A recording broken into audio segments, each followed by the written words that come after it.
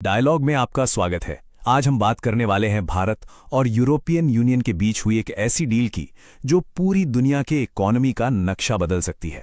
तो इनसाइडर्स इसे कह रहे हैं the mother of all deals, और ये सिर्फ कोई जुमला नहीं है, बल्कि ये भारत और यूरोपियन यूनियन के बीच उस ऐतिहासिक फ्री ट्रेड एग्रीमेंट की हकीकत है जो अब सिर्फ कागजों से निकलकर जमीन पर उतरने जा रहा है।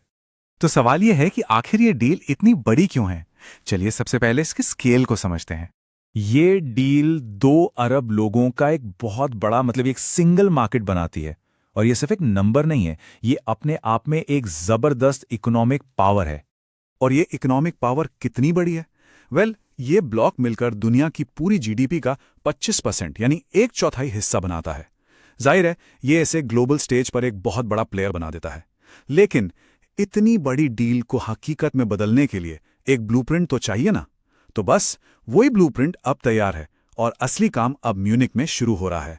तो देखिए, डील तो साइन हो गई, पर उसे इंप्लीमेंट करने का यानी जमीन पर उतारने का असली काम अब शुरू हो रहा है।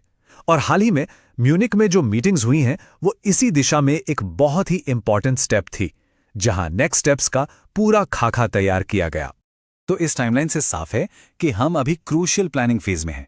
जनवरी 2026 में डील साइन हुई और टारगेट है कि 2027 की शुरुआत तक इसे लागू कर दिया जाए। और देखिए, किसी भी इतनी बड़ी डील में सबसे पहला और सबसे बड़ा चैलेंज क्या होता है? मनी फ्लो, यानी पैसे के लेन देन को आसान बनाना। तो इतनी बड़ी डील है तो सबसे पहला और सबसे जरूरी सवाल यही उठता है कि पैसा आएगा जाएगा कैसे, मतलब फाइनेंशियल फ्लो कैसे होगा। और बस इसी सवाल का जवाब ढूंढने के लिए भारत की फाइनेंस मिनिस्टर ने यूरोप के टॉप फाइनेंशियल लीडर्स से मुलाकात की। इनमें यूरोपियन सेंट्रल बैंक की प्रेसिडेंट क्रिस्टीन लेगार्ड और जर्मनी के फाइनेंस मिनिस्टर जैसे बड़े नाम शामिल थे। और इन मीटिंग्स का एक बहुत बड़ा रिजल्ट सामने आया है। बैंकिंग एक्सेस में एक जबरदस्त ब्रेक थ्रू हुआ है। पहले क्या था कि यूरोपियन यूनियन के बैंकों की भारत में बहुत लिमिटेड एक्सेस थी, पर अब इस डील के बाद वो अगले 4 सालों में 15 नई ब्रांचेस तक खोल सकते हैं। ये भारत के बैंकिंग सेक्टर का अपने यूरोपियन पार्टनर्स के लिए एक बहुत बड़ा एक्सपेंशन है। और बात सिर्फ यहीं तक नहीं रुकी।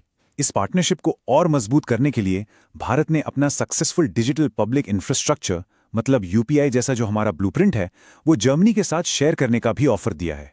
लेकिन देखिए, ये डील सिर्फ फाइनेंस के बारे में नहीं है, ये इंडस्ट्री और इनोवेशन के बारे में भी है, मतलब फ्यूचर को साथ मिलकर बिल्ड करने के बारे में। तो इन्वेस्टमेंट और कोलैबोरेशन को बढ़ाने के लिए इंडस्ट्री के बड़े बड़े दिग्गजों के साथ भी बातचीत हुई, जैसे BMW के चेयरमैन और लिक्टेनस्टीन की लीडरशिप के साथ।